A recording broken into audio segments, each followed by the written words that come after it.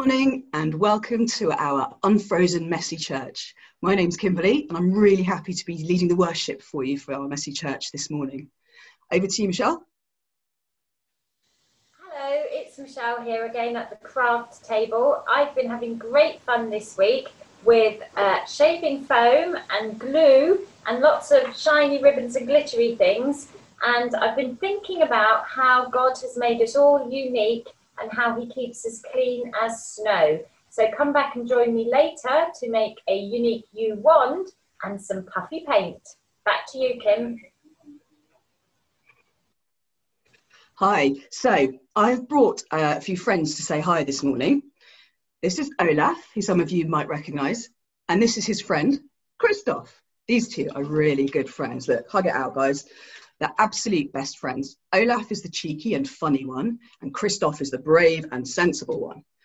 Oh, and here are two more friends. Here we go. These two are sisters. This is Elsa, and this is Anna. Oh, they don't look very happy at the moment, do they? They've got their backs to each other. I wonder what's happened. Have you ever heard the phrase, you hurt those you love the most?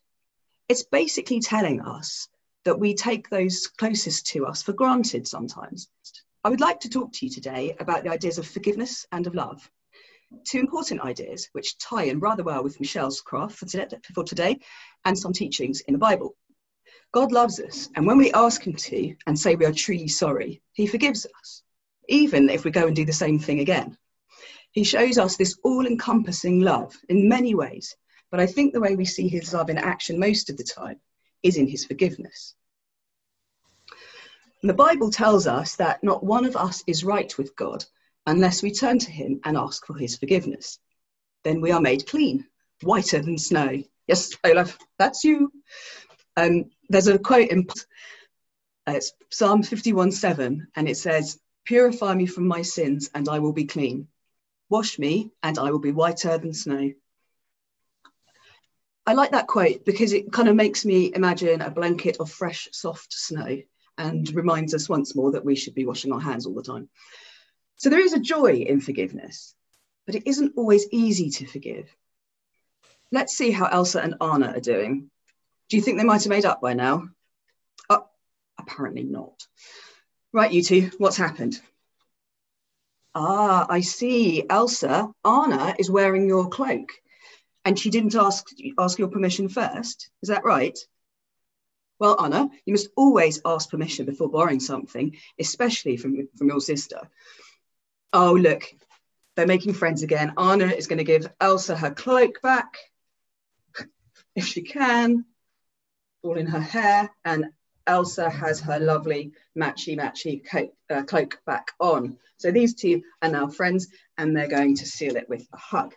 And they can hug Christoph and Olaf as well because they are in the same bubble and there's only 4 of them. So they are following all the guidelines. Good work. So what can we do when it is difficult to love someone? Luke, who wrote quite a bit in the New Testament about Jesus and his teachings and what he taught us, he says, "But to you who are listening, I say, love your enemies, do good to those who hate you." This is quite a hard thing to do, but it's really important that we try. Sometimes it's hard to love others, but with God's help, anything is possible. Let's all try to show each other that we are strong like Elsa, positive like Anna, brave like Christoph. I've lost Christoph, there he is. Brave like Christoph, unselfish like Sven the reindeer, or caring like the stone trolls. You can be funny like Olaf too, he's my favourite, but that's optional. I'm usually the funny friend. I wonder which character is most like you, Michele? Well, I like to think that I look like a princess, but actually I think I'm kind of caring like the trolls. So, what are we going to be making today? Well, first of all, God has made us all unique. We are all individuals and he loves us all the way that we are. So I've made a variety of unique you wands. Okay, so I've got some straws, just some ordinary drinking straws. These are actually quite pretty, they're spotty. Okay, a selection of ribbons. I've got some glitter and I've got some cardboard. So what you need to do is choose a wand. I'm going to have a pink one with white spots to start with. And then you need to decide how you're going to decorate it. So I'd like to use some of this very beautiful soft voile ribbon, okay? And I'm going to tie it around my wand into a bow shape, okay? So if you can't tie a bow, you might need somebody to help you. But if you can tie a bow, that's fine. And if you don't want to tie a bow, you can just tie it in a knot. Okay, so I'm going to make sure that the ends are level because that's just the kind of person that I am. And I'm going to tie it into a bow around the top of my wand. Pull it really tight so it doesn't fall off, and then tie it into a nice big bow. There we are. So, oops, bent my stick. There we are. So there is my bow. But actually, do you know what? Although that's quite pretty, I think it's lacking something. I think it needs a little something more. So I've got this gold ribbon here, this thin gold ribbon. I think I'm going to use some of that as well. So I'm going to cut it in half because I think it might be a bit too long. So using my scissors, I'm just going to snip through the middle, and then I'm going to tie that on underneath my bow as well. Now this one, I'm not going to tie in a bow. This one I'm just going to tie in a knot so it stays on the wand, and I have extra dangly bits like that. Okay, so there we are. I've got some thin dangly bits on my wand as well. This is very unique. They are unique U wands. So now you can add as much as you like onto those, all right, or as little as you like. So that's one version. Now another version that I made, this is super fun because this is wiggly woggly. This is made from chenille sticks, or what old fogies like me call pipe cleaners, okay? So I just got 2 of these sticks because they're quite thin, and I twisted them together. Started at the top, and they've got wire in, so they stick together really, really well. And then I just twisted and twisted and twisted all the way down till I got right to the very end to make a nice strong stick like that. And then I thought I'd use some of this ribbon. Now this is really good because this curls up beautifully. And if you actually pull it from the middle, it's already curly. So all you need to do is pull out as much as you want or as little as you want, snip it, and again, easy to do. You just tie it in a knot around your stick to make your unique U wand. And just look at all of those beautiful curls, all different sizes, all different curls, but all equally beautiful. So that's another idea. And my third idea was this one here. And this is this is copied. This idea is copied from a wand that I have in my classroom that I use to point to the board at. And it's a boys' school, but they love it. They all want to point with my sparkly wand. So all I did was I printed from the internet the shape of a star and cut it out. And then I drew it on some cardboard like that. And then I cut that out. So we've ended up with a star like that. If you can, draw it in pencil. I've drawn it in pen on here so that you can see it clearly. But it's better if you draw it in pencil so that you can't see any lines. Okay, and then you need to cover this one with some glue, some PVA, and then sprinkle some glitter on it. So here's one that I made earlier, covered with PVA glue, and then I sprinkled pink glitter all over it and left it to dry for a little bit, okay? And I've got this piece of paper here to protect the table. And to put that star down there, I'm going to pick another straw. This time I'm going to go white with pink spots. I'm going to place that over the back of the star. And this time I'm going to use sellotape, okay?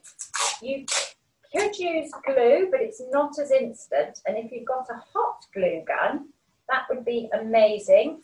But make sure that you've got a grown-up there with you. I don't want anybody burning their fingers on hot glue. So sticking the star onto the, oh dear, I've put it in the green glitter. It's now pink and green, but that's fine. It's still beautiful. And then you can add some ribbons if you want to. Okay, so that is our unique you wands. Okay, so I wonder which one Kimberly would choose if it was her. I think she'd choose the curly whirly one. Oh, do you know, I was actually going to go for the star one, but the curly whirly one is pretty cool too. Oh, interesting. Well, there you go. You just never know, do you? So now, this is the really exciting bit. I had such fun with this bit. Now, you're going to need, I'll just move that glitter. I'm going to keep one pot of glitter because I'm going to need that. You're going to need a little bowl, okay, a measuring spoon of some description. It doesn't matter what size it is because actually this paint goes a very long way. So you need to have one of your measures full of PVA glue. So pop that into your little bowl like that, okay. Scrape all the glue out, don't want to leave anything behind. Okay, like that. Make it nice and clean inside. Okay, so you've got one measure of glue. Then you've got to take your shaving foam. Now, you must make sure that it's shaving foam and not shaving gel, okay? It's got to be this white puffy stuff, all right? And then you've got to give it a really good shake. Okay, and then you're going to measure one measure of shaving foam into the measuring bowl thing. It's actually quite tricky to sort of get it flat, but just sort of squirt some in. It'll be fine. And tip that. Looks a bit like cream actually, but don't eat it because it won't taste very nice. Okay, you're going to tip that into the bowl. Okay. And then we're going to give it a good mix with the glue, okay?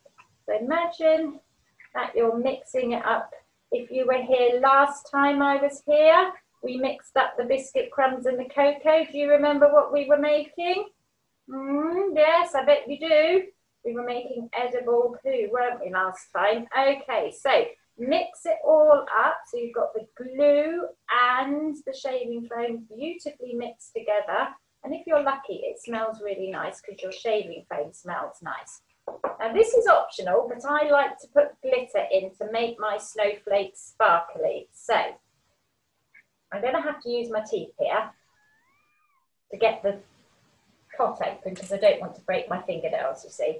So I'm going to sprinkle lots of glitter, and you actually need to use more glitter than you think you do, okay? Doesn't seem to go very far, okay? And then you're going to mix that in, okay? Look at that. Beautiful pink glittery snow glue, okay? Mix it all up. And then you're going to paint with it. Now, I had a lot of goes with this when I first started. Now, the first snowflake I tried to make was this one here. And it's very puffy and not very neat. And I thought, oh dear, I don't like that one very much. So then I tried to do some with a thinner brush here. And they started to get a bit better. And I practiced and I practiced. And then I came up with these ones here. So I looked also on the internet actually to see how they designed, how they drew snowflakes and everything. And so I've got this one here that's got a blob in the middle, and this one's got little blobs on the end. Don't know if you can see those, I hope you can. And I also tried to do a Christmas tree as well, because I saw that design. So I hope you can see those really, really well. And then I tried to do Olaf. And that was I started to try and do Olaf just here, but I'm not quite sure what happened to Olaf. So if you guys can make a beautiful Olaf, I'd love to see a picture of it uploaded onto the website. And then I made this very glamorous one that I sprinkled glitter on afterwards. Okay, so there's lots and lots of different options of what you can do. So I'm just going to show you a few little tips and tricks that I learned while I was doing that.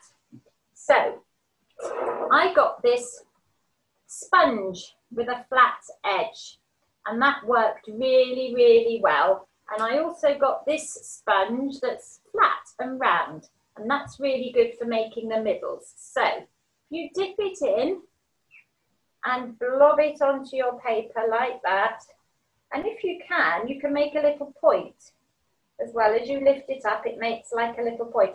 Looks a little bit like the top of one of those biscuits, you know, the ice gem biscuits where it's got the little loop on the top. So there we go. That's the start there of the snowflake.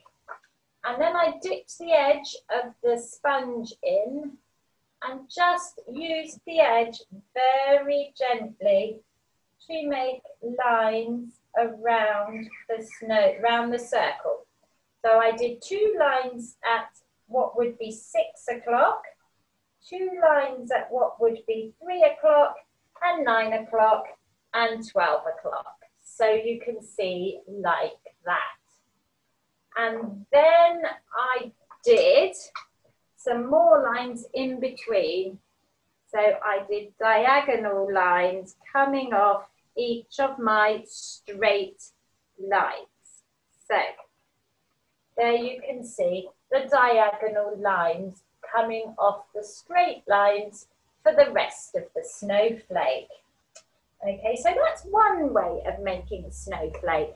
And I'm just going to show you one more way how to do this. So the easiest way to do a snowflake is to do one straight line down. Actually, I'm going to use this spongy thing because it's easier. So we're going to end up with one straight line down like that. And then you've got to do one straight line across. So you're ending up with a plus sign. Okay, imagine you were doing a math sum and you've got this lovely plus sign in sparkly white shaving foam. Okay, so there we are. And then you need to do some straight lines coming out from each side.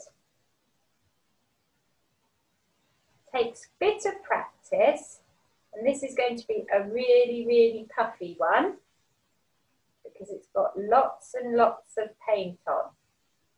Okay, so there you're going to have your really puffy snowflake. Okay, but if you want to do these ones that I've done before, the very thin ones, okay, then we use the edge of this. Oh, whoopsie, we're going to use the edge of this spongy thing, okay? So I'm just going to turn this piece of paper over, and I hope you can see from where you are that we can just make beautiful thin lines, just dipping the sponge into the snow, into the shaving foam, and making a cross like that, and then going diagonally through the center of the cross both ways, like that. Okay, and there you have a beautiful thinner snowflake. And if you've got a little teeny tiny brush, you could do some dollopy snowflakes all around. just little spots wherever you like. Okay, and then you can end up, oh, whoopsie, that snowflake on my table, with beautiful snowflakes like that. Might take a bit of practice, okay, but it's worth it and it's super great fun. And when you look at them, you can be reminded that God forgives us all and makes us white as a driven snow, or sparkly, if that's your case, just like Olaf. And remember that you are unique. When you look at your unique you wand, you are unique and God loves you the way that you are. Thank you, Kimberly. Over to you now. I really enjoyed that, Michelle, and I loved what you said at the end as well. I really enjoyed that, and I'm looking forward to making those wands and the puffy paint.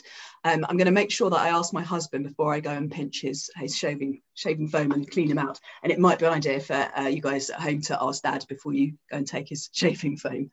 That was really good fun, and thank you so much for joining us again for this messy church. So it's just time for Michelle and I to say thank you and goodbye. So it's a goodbye from me. Thanks for joining us. Take care. And just because he is your favourite person, while you were busy chatting away, I've made you an Olaf, and I've even given him a sparkly hat. I know he doesn't have a sparkly hat, but I gave him one anyway.